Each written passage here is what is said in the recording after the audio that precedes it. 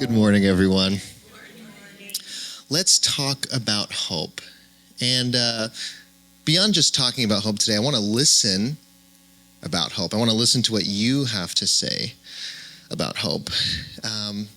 But again, as I mentioned at the beginning of our time together today, I was actually sitting last night thinking about and preparing for today, and I saw the news that Donald Trump had been fired at a campaign rally and struck on the ear. And, I instantly felt this feeling in the pit of my stomach. And at this point, it's not a new feeling, but it's that feeling where you wonder, like, how is this what's going on in the world today, right? Like, how are we here?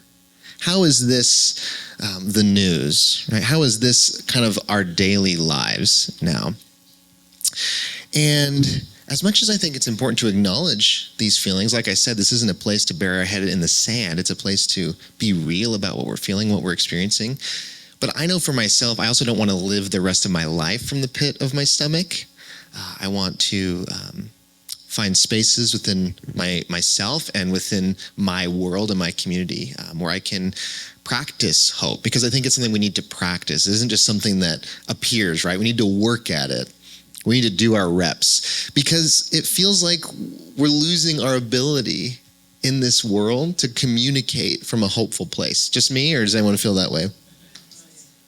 Maybe you leave this space on a Sunday morning, you come to Aldea and you leave feeling hopeful and feeling inspired, and then you go out into your week, into the people that you're going to interact with, and maybe it feels like you need to protect and safeguard that flicker of hope that you found on a Sunday, right? Maybe you even need to defend your positions, why you feel hopeful to others who don't feel the same. And yet I can understand where those people are coming from, because we look around today and we see systems in our world that we have relied upon, that we have taken for granted, that we have taken as central to how we function as a world. And these systems seem to be falling apart, right? Dissolving, teetering on the edge. And so we ask, how do we have hope then?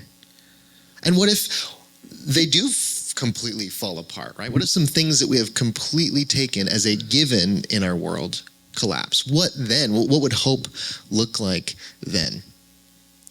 But I also have to remind myself, what if there are things that need to fall apart, right? We've all had things in our lives that we know, hey, if that hadn't fallen apart, it wouldn't have created space for something new and something better to arise. To the caterpillar, the cocoon appears as a death sentence, right? It doesn't know the butterfly that's waiting on the other side, which is why I think this is an ancient struggle to remain hopeful in difficult moments, right? And I think it's a struggle that we see really clearly spoken about in our spiritual traditions, right? To remain hopeful, to stay the course, right? Jesus didn't say, hey, this way that I'm speaking of, if things get really bad, you can just kind of forget about it. Like I take it back, right? Buddha didn't say, these principles that I'm speaking of, they'll only take you so far. And then, if the world just kind of falls apart, abandon them. Don't worry about it. It's not going to do anything for you. No. They affirmed that life, humanity, right? Our potential and capability for love is worth fighting for, even to the end, right? They affirmed that. And someone like Jesus showed that even unto death, it was worth fighting for and worth believing in. So I want to affirm hope and affirm life and affirm love, despite what we're experiencing in our world, in our lives. And I think to do so, we need some tools, right? We need some things that we might lean on again and again when it feels difficult. One of those things is conversation. I think conversation and dialogue is so important. It's something we're going to get into a little bit more in just a minute. But, we could be honest with ourselves and say that so much of our understanding, a perspective on the world comes from the news, comes from the media, comes from the internet, comes from social media. Am I right? And if we're honest with ourselves, these sources are a one-way dialogue, right? We're being given a lot of information and a lot of perspectives on how to feel. And in a lot of ways, we've given over our authority of how we even experience our lives. We've given it over to an external source. And I just question that. Why have we given all of our authority outside of ourselves, right? Because how often is it that you say, oh, something happens, you experience something, you see something, maybe you watch a video and you say, maybe for a little bit my faith in humanity has been restored. Like, have you ever been sent a video, right? And it's like something cute. It's like a deer and someone, and it's like, faith in humanity restored. They stopped for the deer. There's all these cute little videos, or someone did something nice, or someone, instead of stealing the wallet, they picked it up and returned it to the owner, right? And we all see these videos all the time. And they're always videos involving regular people, right? Doing regular things, or even animals just being cute, right? Not even having to try. And if our faith in humanity is restored when we're looking at stories of regular people, we have to ask ourselves, why does all the attention and the most, views go to the people making the most noise who don't necessarily represent the day-to-day human experience? Right? That so much of what we see in the media isn't actually reflective of our lives. It makes me think of Yelp, right? You ever go to like a good restaurant and then you look on the Yelp reviews and you're like, wait, there's all these bad reviews. That was not my experience. And then you remember, it's probably upset people that write Yelp reviews, Like, I mean, I have all kinds of experiences at restaurants, but I've never written a Yelp review, and my love to all those out there who do write Yelp reviews. But I just have this sense that they skew negative because it's upset people that want to actually, make the most noise. I knew this guy once, and he found his Yelp account, and it was like, it was kind of a secret thing. Like he didn't publicize it, so I found it, and it was all these angry Yelp reviews, and it just like changed my perspective of him, because he had this one review, and it said, he went to this restaurant, and he was like, food was great, service was great, but it was a little too chilly in there, 1 star. And I was like, you're insane. You can't be doing this to people. This is horrible. But friends, there's so much good in the world, right? Restaurant owners unite. There's so much good in this world that goes unseen and unreported, right? It doesn't demand the spotlight. And the only way that we're really going to get a true sense and scope of what's actually happening is if we talk to other people, if we have dialogue with other human beings. And that includes an honest dialogue about our fears, about our anxieties, and about our worries, but also about the good, okay? We need to have these dialogues. And in fact, what I love about this community is that we have a multi-generational dialogue. Perhaps someone from an older generation can speak to someone from a younger generation and get a better sense of the fears and the anxieties and the worry that are gripping the younger generation. And maybe in the reverse, someone from a younger generation may speak to someone from an older generation and get a sense of scale and history. And remember that, hey, these things that you're worried about and dealing with, they have been dealt with before, right? People have felt these things before. You're not alone, right?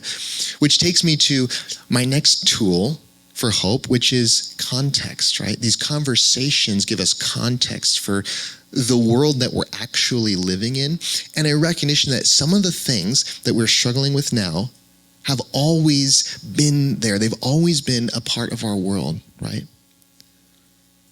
Division among ideological lines, right?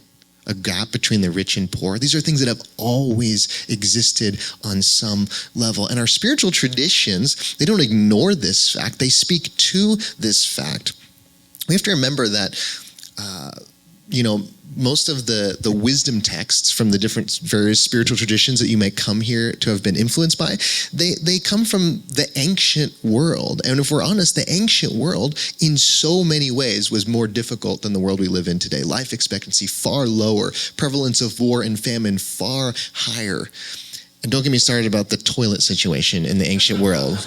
I don't even want to think about it. Anytime someone says, I'd rather live 1,000 years ago, it's like, no, just no. But even let's look at our world today and zoom out for a moment, right? And find hope in a larger, broader view of the world. In 1990, 36% of the world lived in extreme poverty. Today, that number is less than 10%. In 1960, the life expectancy was 52. It's now 72. And since 1990, child mortality has dropped by over half. In 1990, only 76% of the world had access to clean water. That number is now at 91%.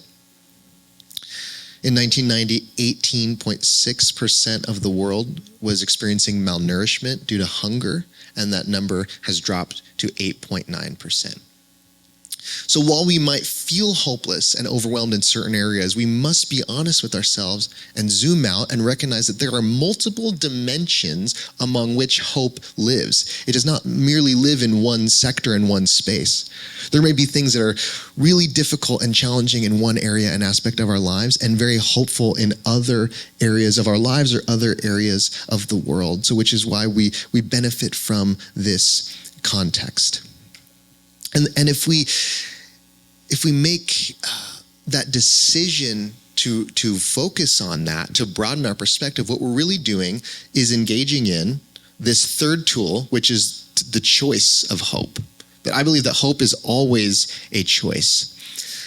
I don't think that hope is just a conclusion we come to, that we've just taken in all the facts and put it into our brain like a calculator, and out comes just this answer of whether or not you should have hope. No, friends, I believe that hope is a way of being in the world. It's a way of orienting ourselves to reality. It's a way of saying, hey, I've seen all there is to see, and I'm still choosing to look for the good, to look for the light. It can often be a much harder way of being in the world when cynicism is sometimes so easy and dominant in how people communicate with each other today. And in that world, hope feels like a rebellion, that even if most of the people I interact with on a day-to-day basis don't feel this way, I'm going to choose to expand my perspective. I'm going to choose to look for the good. I'm even going to choose to challenge my own assumptions about what's going on in the world so that I may see a larger picture. As Archbishop Desmond Tutu said, hope is being able to see that there is light despite all of the darkness. That is a choice to make, right? A choice that needs to be made again and again and again. And if we look at this man who made this choice, someone who lived in apartheid in South Africa, one of the worst things that we as human beings do, right? Racial segregation and violence and oppression that existed for 46 years. And yet he and Nelson Mandela, they never gave up on their hope, despite everything that was stacked against them, despite fighting against this horrific practice for decades, until they won. They did win. And they won because they made that choice over and over and over again to remain hopeful. Hope takes the long view. It recognizes seeds that have yet to become forests. It recognizes small ripples that have yet to become waves. And it chooses to look not at all that's going wrong, but maybe all that's going right. How easy is it in our lives to focus on what's going wrong, right? Like, I know for me, the thing that bugs me the most is like when technology fails, and I'm like, gosh, like this one little piece of technology failed and everything is just falling apart. I want to go back to like typewriters and carrier pigeons, like I'm done. We focus on the one thing that's going wrong. It's true of our bodies too, right? Like there are a million things at any given moment going right in your body to keep you alive. But when you feel a little under the weather, one thing's going wrong, it kind of affects your whole mood. It's important to remember that for every one thing that's going wrong, there are so many unseen, unhighlighted things that are going right. This is what we might call faith. And it was Gandhi who really believed that this is a faith that we could use to change our perspective. He said, "You must not lose faith in humanity. Humanity is an ocean. If a few drops in the ocean are dirty, the ocean does not become dirty." His choice to see humanity in that way ended British occupation in India through a non-violent resistance, right? It's that choice.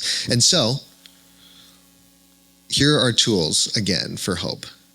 Conversation, that we speak to one another, honestly, vulnerably, real humans having real discussions about what's going on in our lives. And may that provide us context, a bigger sense of a larger story. And may we remember that to see that context and to engage in those conversations, it is always a choice. So I want to invite some of you to make a choice today. And the choice is this. I'm asking this question, really. What gives you hope, right? Like in this world, in this life, what is giving you hope right now? It doesn't have to be the overall state of the world. It can be something in your world. It can be a story. It can be experience. But what I want to do is I want to open this mic right here to have a conversation. And if you're comfortable and you're willing to share, I think the rest of us want to hear what's giving you hope. I might ask a question, right? I might do a little mini interview with you. And then I want to create space for, a number of people to be able to share. So when I thank you for your time, we can move on to the next person. But I want to open the floor. If you have something that's giving you hope that you feel like the rest of us would like to hear, just come. I guess we'll do raised hands because I guess I'll get you next. The first one was back there. Go ahead, Kim. You can come on up. And as you come up, you can introduce yourself. And everyone, why don't you give every participant a hand just for the courage.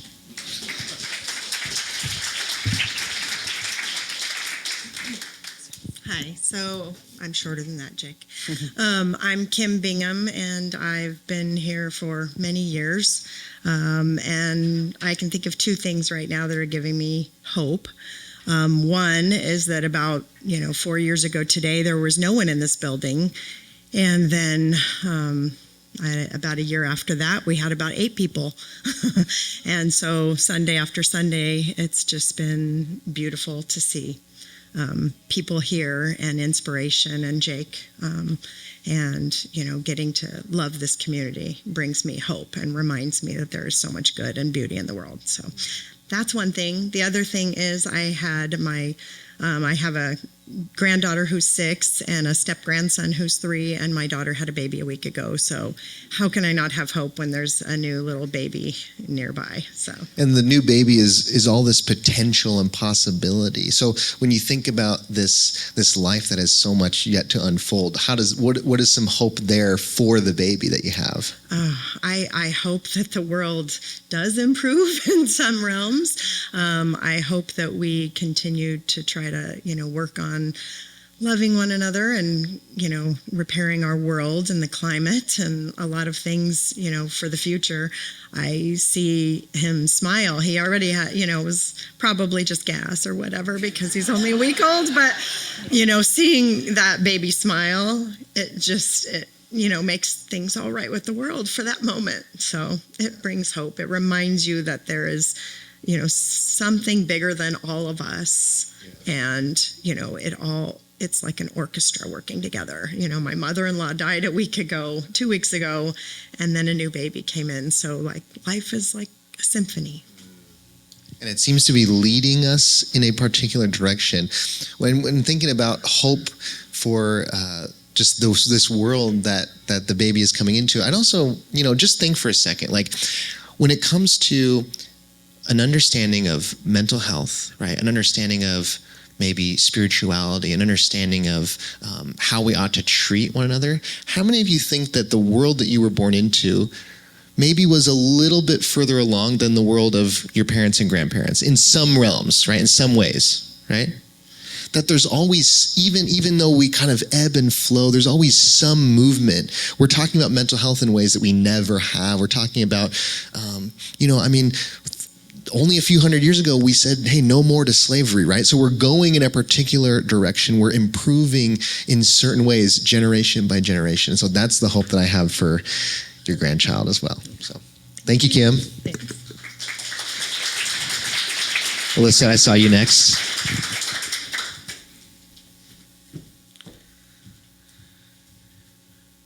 Thank you for doing this topic. It's really, for me, I was someone I haven't dated in 9 years, not one date. And I was pretty much resigned to meeting anyone, and then I flew across the country to visit a friend and met a guy in a yoga class. And now we're like going strong, and it's given me a lot of hope because he allows me to be vulnerable, and he's done his work. And I didn't think, we've talked about that I would meet someone who's done their work, and he actually accepts the parts of me that I don't accept. And it's giving me hope to accept those parts of me. And that I'm still accepted if I'm vulnerable or have low self-esteem or I'm insecure or I'm scared.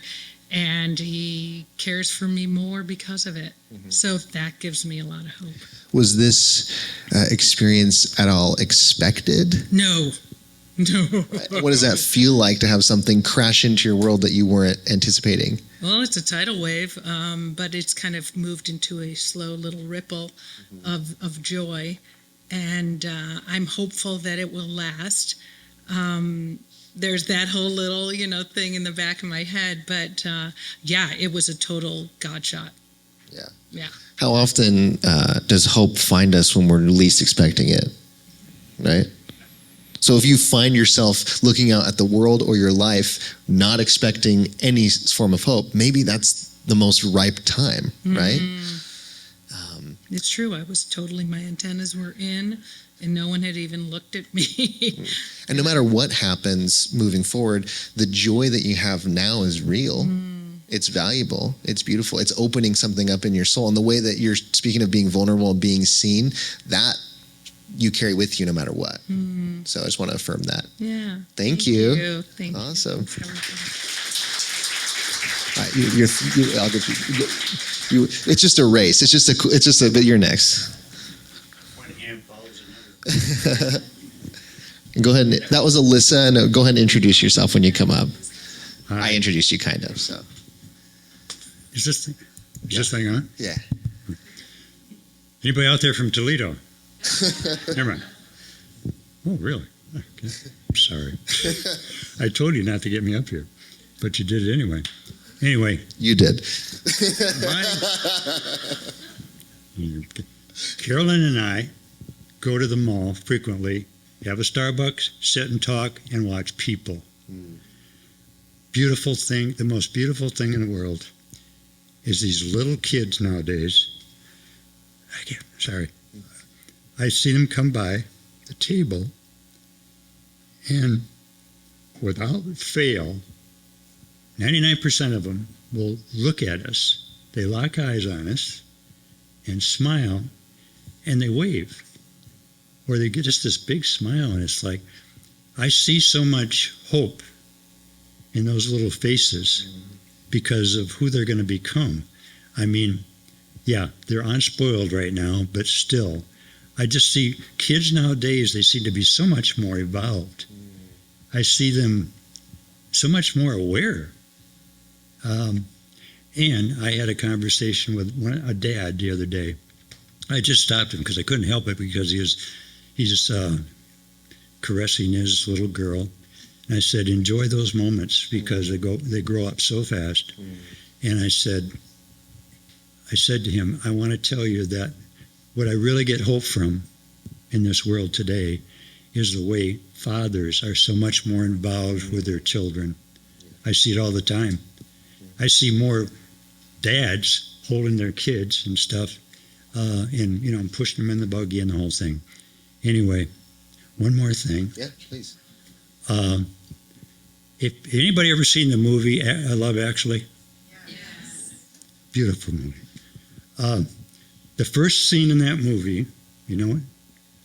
The airport. Yeah. Hugh Grant is narrating and just says, with all the trouble in the world and all the confusion and stuff, you know what gives me some hope is I watch people at Heathrow Airport coming in, and all the people, families and friends, are hugging each other, and love actually is all I see.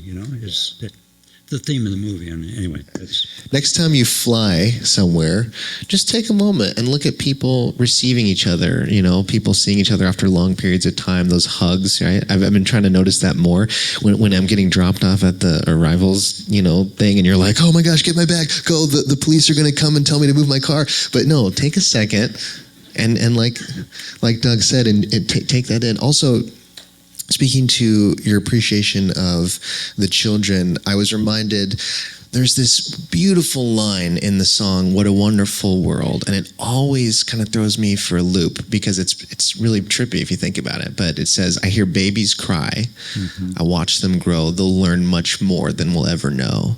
To know that there are babies being born today that will have an understanding of the world that we couldn't even fathom. It's a beautiful and encouraging thought. Yeah. Thanks, Doug. I'm glad you came up. So, we'll go next.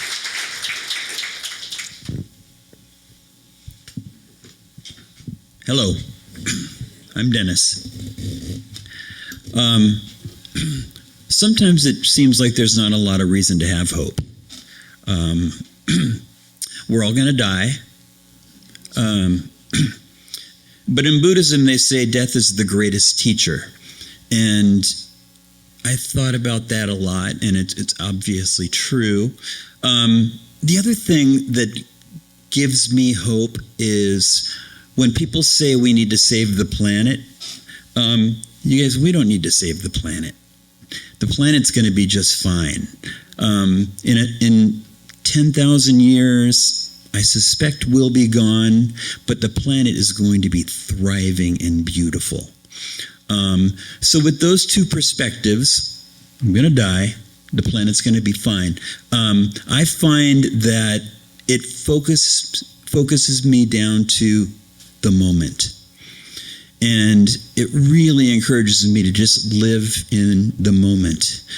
And when you slow down and you experience the moments, it feels so good, and it gives me hope for watching my grandkids grow and just those little moments. That's ultimately what we have.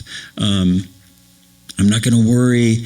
I'm going to do my part to, I don't want to say save the planet, but save the humans, right? We're the ones that are going to die off. The planet's going to be fine. But I'll do my part for sure. But I'm not going to focus so much on the future. I just want to live in these beautiful little moments, and that gives me hope. Everything ends, right? But the cycle of life is what's endless, right? And so there's a hope in an embrace of what is, right? When you're talking about death is. And so if we resist it, we feel this tension, anxiety, and suffering, and that's not very hopeful. When we can embrace and allow it to actually give our lives value and give our lives meaning, and also to connect with the earth and understand our relationship with the earth. And really our choice is, like you said, it's not so much saving the earth, it's are we going to right our relationship as human beings with the earth or not, which is really what our survival depends on. And so can we embrace what is, right? Mm-hmm. Yeah. Well, thank you, Dennis. Sure. I love that you could, in the same day be like, here comes the sun. And then you're like, but we're all going to die. Don't forget that. We have time for one more, and I had a hand up, go up in the back, which is Robbie. If you want to come all the way up here. Let's get the applause going now to give her a nice woohoo.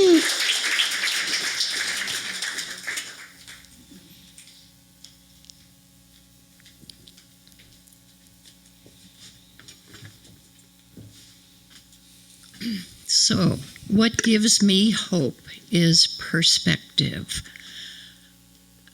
Sometimes I get very caught up in the Heritage Foundation and Project 2025 and the presidential powers and criminal activity, and it just weighs me down.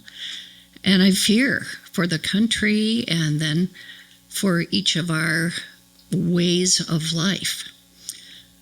But then I think of my grandparents. They were about 50 or so, and World War II broke out. That wasn't just in our country with certain political ways. That was a dictator who had in mind taking over the world and installing his way of being and his values, or lack thereof, everywhere in the world. And my grandparents' children joined the Army, became Army nurses. All of a sudden, my grandparents' very families were threatened with death. Young 21-year-olds, 20-year-olds, 23-year-olds. And yet, they, pushed through and made it. And all of that happened many years ago. And then things changed and evolved, and it became the 50s, the 60s, different values pervaded the country. And I think, well, if the worst happens in the next few months, it'll be over in a certain number of years. And we can go on. And we will go on, and, we just have to keep plowing forward, because the hope is everything will change. Because everything has changed. We've seen that pattern in the past, and we know it can happen again. Robbie, you're going to get us back in the newspapers. No, thank you. Two things really quick. First, hope is remembering, right? Mm-hmm. Hope is remembering where we've come from, the perspective. This is why remembering the stories of those who came before, even continuing to look to and honor our ancestors and understand all of the difficulty and challenge that was overcome to bring you here, that your very existence is the product of overcoming, mm-hmm. right? And to remember that, as Robbie alluded to, history happens in cycles. Time is not just linear, but it's cyclical, and it's important to remember that there's always these patterns, right? And so if we can hold on and we can maintain hope, we're always going to see a spring come after a winter, or a resurrection come after a death. So thank you. And a thank you to all our participants.